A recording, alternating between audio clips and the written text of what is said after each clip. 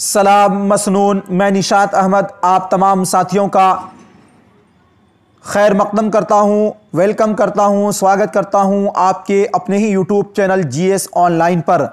आज से हमारा एक MP3 एपिसोड चालू हो रहा है और MP3 के एपिसोड नंबर 1 में हम आपके खुश आमदीद करते हैं और आपसे ये हम रिक्वेस्ट करेंगे कि यदि आपने चैनल को सब्सक्राइब नहीं किया है तो चैनल को सब्सक्राइब कर लें और यदि आपने वीडियो को लाइक नहीं किया है तो वीडियो को लाइक कर दीजिए।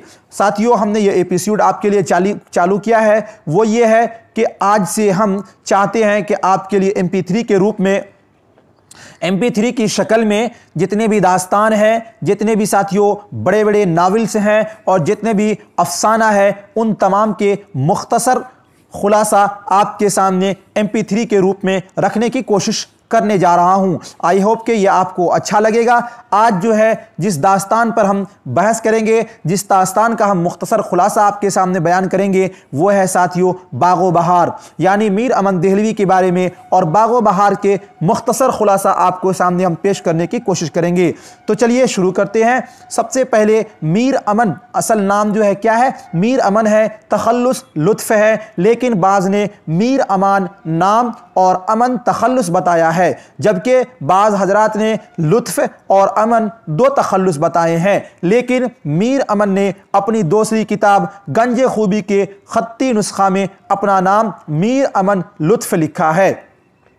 कहने का मतलब यह हुआ कि जो भी इश्काल है इसमें, बट मीर अमन का असल नाम जो है मीर अमन है और तखल्लुस लुत्फ है। इनकी पैदाइश 1732 ईस्वी दिल्ली में हुई और इंतकाल 1808 ईस्वी में कलकत्ता में हुई। मीर अमन की मुलाकात मुंशी मीर बहादुर अली हुसैनी ने डॉक्टर जॉन गिलक्रिस्ट से करवाई और फोर्ट विलियम कॉलेज से वाबस्ता किया। ये वही डॉक्टर जॉन गिलक्रिस्ट हैं जो कि फोर्ट विलियम कॉलेज के शोबाए हिंदुस्तानी ज़ुबान यानी उर्दू के सदर थे। ठीक है, ये भी बातें हमें याद रखनी है। और मीर अमन 1801 ईस्वी में कॉलेज के हिंदुस्तानी शोबाए उर्दू में 40 रुपया माहिना तनख्वाह बहैसियत मुंशी मुकर्रर हुए और 5 साल के बाद सन 1806 ईस्वी में सुबकदोश हुए। फोर्ट विलियम कॉलेज की स्थापना क़याम जो है वो 1800 ईस्वी में अमल में आया और मीर अमन जो है 1801 ईस्वी में वहाँ पर मुलाजमत बहैसियत मुंशी के मुकर्रर हुए और 40 रुपया माहिना आपको मिलने लगा। ये बातें हमें याद रखनी है। और मीर अमन देहलवी ने जो 2 किताबें वहाँ पर आपने तसनीफ़ की, जो 2 किताबों का आपने उर्दू में तर्जमा किया, उस 2 का नाम है, एक का है साथियों बागो बहार और दूसरा का है गंजे खूबी। बागो बहार जो है किस्सा चहार दरवेश का उर्दू में तर्जमा है और गंजे खूबी जो है ये साथियों मुल्ला हुसैन वाज काशफी की फ़ारसी किताब अखलाक़े मुहसिनी का तर्जमा है। ये बातें आपको याद रखनी है कि बागो बहार किस्सा चहार दरवेश का उर्दू तर्जमा है और गंजे खूबी जो है मुल्ला वाज हुसैन काशफी की फ़ारसी किताब अखलाक़े मुहसिनी का उर्दू तर्जमा है। बट ये दोनों जो थे साथियों, ये दोनों किताबें यानी किस्सा चहार दरवेश और क्या साथियों अखलाक़े मुहसिनी, ये दोनों के दोनों फ़ारसी में थे। इसका ट्रांसलेट मीर अमन देहलवी ने उर्दू में किया।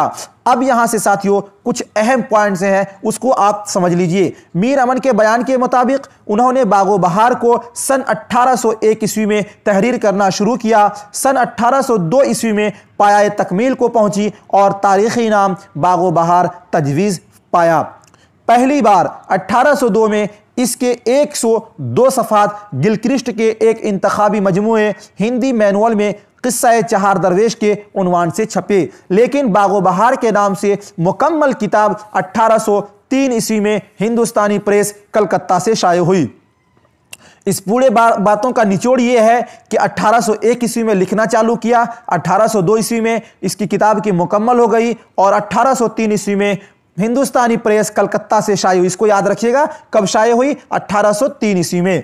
अब यहां पर साथियों एक झगड़ा जो है, एक इश्काल जो वो ये है कि बागो बहार के माखज़ से रिलेटेड, तो आप इसको यहां पर जरूर ध्यान से सुनिए। बागो बहार किस्सा चहार दरवेश का उर्दू तर्जमा है। मुहक्किकीन के लिए गौर व फिक्र का मसला यह रहा है कि फ़ारसी किस्सा चहार दरवेश किसने लिखा, यानी यहां पर कुछ इश्काल हो जाती हैं। कुछ लोगों का कुछ मानना है कि किस्सा चहार दरवेश किसका लिखा हुआ है, तो उसके बारे में क्या क्या किनकी राय है वो आप बगौर समात फरमाइए। सैयद मोहम्मद और जावेद निहाल का कहना है है कि फ़ारसी किस्सा चहार दरवेश अमीर खुसरू की तसनीफ़ है।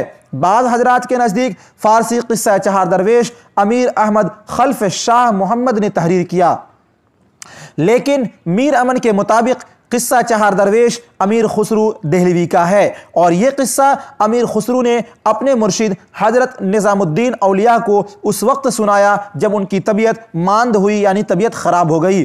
अल्लाह ने चंद रोज़ में शिफा दी। तब उन्होंने गुस्ले सेहत के दिन यह दुआ की कि जो कोई इस किस्से को सुनेगा खुदा के फजल से तंदुरुस्त रहेगा। मज़कूरा आरा के बरखिलाफ हाफिज़ महमूद शीरानी का ख्याल है कि किस्सा चहार दरवेश अगर अमीर खुसरू ने लिखा होता तो किसी मुअर्रिख या तज़किरा निगार ने अमीर खुसरू की तसानीफ में से उसे ज़रूर शुमार किया होता। दूसरी दलील उन्होंने यह दी कि फ़ारसी किस्सा चहार दरवेश के मुसन्निफ़ का ताल्लुक़ शिया फ़िरक़े से मालूम होता है, जबकि अमीर खुसरू सुन्नी थे। दूसरी तरफ मौलवी अब्दुल हक ने मिसालें देकर साबित किया है कि बागो बहार का माखज़ किस्सा चहार दरवेश नहीं बल्कि तहसीन की नौ तर्ज़ मरस्सा है, यानी इनका एक अलग ही मानना है।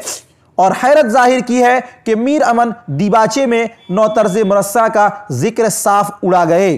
बागो बहार की तकमील से 30 वर्ष पहले फ़ारसी किस्सा चहार दरवेश को मीर मोहम्मद हुसैन अताउल्लाह खान तहसीन ने 1775 ईस्वी में नौ तर्ज़ मरस्सा के नाम से उर्दू में मुंतकिल किया, लेकिन उसकी ज़बान पर फ़ारसियत का गलबा था। ये बहुत अहम टॉपिक है, इसको याद रखिएगा कि इससे पहले भी किस्सा चहार दरवेश का उर्दू में तर्जमा हुआ, बट उसमें फ़ारसियत का गलबा था, यानी फ़ारसी अल्फाज ज़्यादा थे, इसलिए उसको नहीं माना गया। और उसके बाद बागो बहार जो है बिल्कुल आम ज़ुबान में क्या किया गया, ट्रांसलेट किया गया, और बिल्कुल आम ज़ुबान यानी उर्दू, ठेठ उर्दू में जो हिंदुस्तानी ज़ुबान है इसमें इसका ट्रांसलेट किया गया, इसमें इसका तर्जमा किया गया। तो बागो बहार की तकमील से 30 वर्ष पहले किस्सा चहार दरवेश को मीर मोहम्मद हुसैन अताउल्लाह खान तहसीन ने सन 1775 ईस्वी में नौ तर्ज़ मरस्सा के नाम उर्दू में मुंतकिल किया, लेकिन उसकी ज़ुबान में फ़ारसियत का गलबा था। मीर अमन ने डॉक्टर जॉन गिलक्रिस्ट की फरमाइश यानी हिदायत पर किस्सा चहार दरवेश को आम बोलचाल की जुबान में तर्जमा किया। यहां तक तो साथियों कुछ हमारी तमहीदी बातें थी, कुछ अहम अहम पॉइंट्स थे। अब हम जो है आपको मुख्तसरन बागो बहार का खुलासा बयान करने जा रहे हैं, जो कि यहां से कुछ क्वेश्चन बनते हैं, पूछा जाता है, इसलिए आप खुलासा को बिल्कुल ध्यान से सुनिएगा।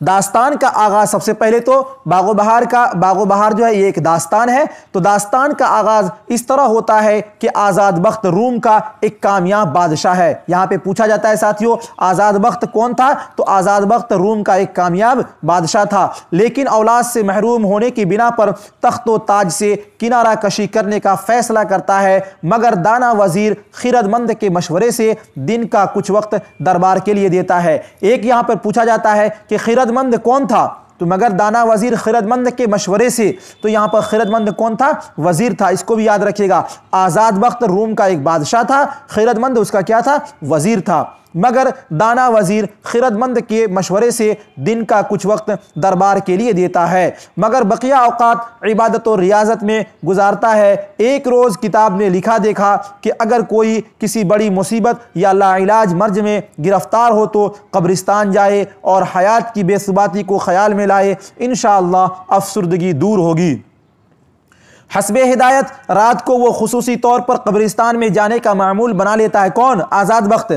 एक दफ़ा रात की तारीकी में वहाँ चारों दरवेशों को उसने अपनी ही ख्यालों में गर्क बैठे हुए देखा, जिनके सामने चिराग टिमटिमा रहा था। यह दरवेश एक एक करके अपनी सरगुज़िश्त सुनाते हैं। किसको सुनाते हैं, आज़ाद बख्त को सुनाते हैं। आज़ाद बख्त दूर से उनकी सरगुज़िश्त सुनता है। उन चारों दरवेशों की कहानी तकरीबन एक ही जैसी है, यानी यह तमाम इश्क के मारे हुए हैं। यह चारों दरवेश जंगलों, बयाबानों, वादियों, शहरों और मुल्कों की खाक छानते, दरियाओं को अबूर करते, देवों और जिन्नों से कहीं निपटते और कहीं मदद हासिल करते, मुख्तलिफ हादसात से गुजरते, गिरते पड़ते, अपनी मुरादों में नाकाम होकर बिलाखिर इस गोरिस्तान में इत्तफाक से जमा हो गए।